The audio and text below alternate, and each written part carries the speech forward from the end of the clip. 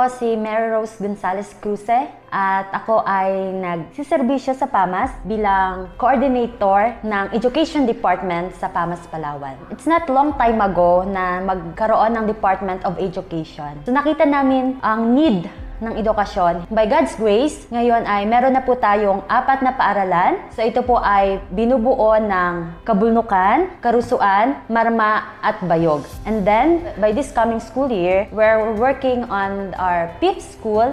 Ito po ay Bongbong. Ang school natin dito sa PAMAS ay tinatawag na Pangandal Literacy Center.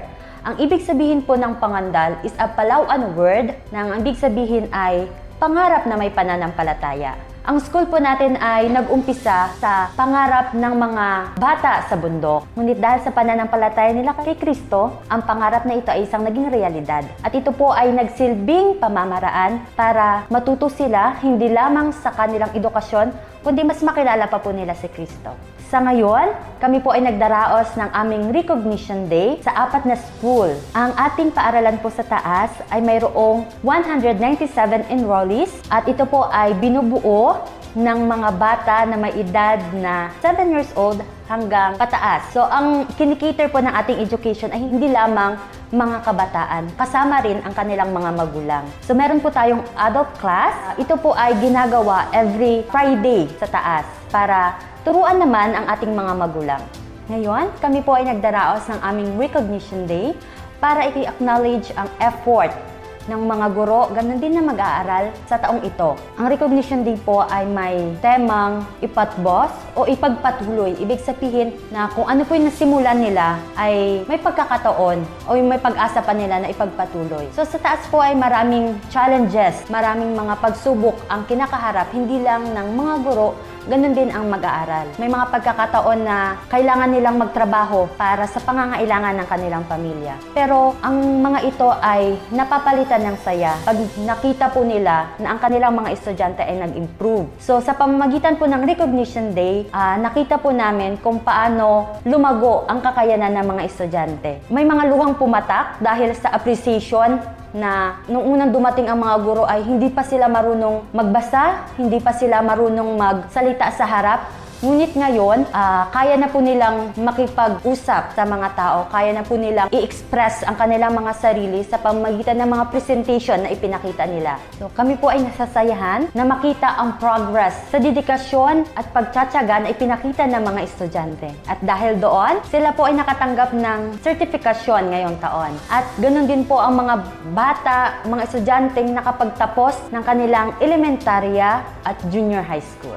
Ang Recognition Day po ay isa ring selebrasyon kung paano naging tapat ang Panginoon, hindi lang sa mga bata, ganun din sa mga guro. Kung paano niya po ibinigay ang pangangailangan ng mga estudyante sa pamamagitan ng aming feeding program, ganun din po ng sponsorship na natanggap ng mga batang ito.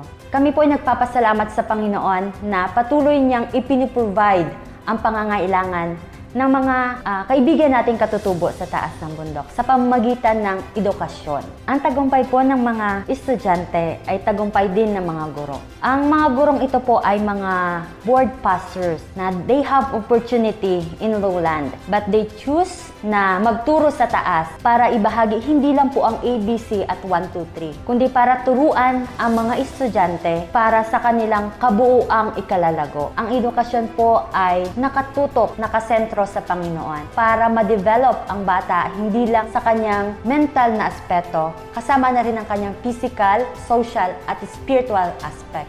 Upang kung saan man po sila pumaroon, ano man pong piliin nilang career in the future, sila po ay magiging matagumpay.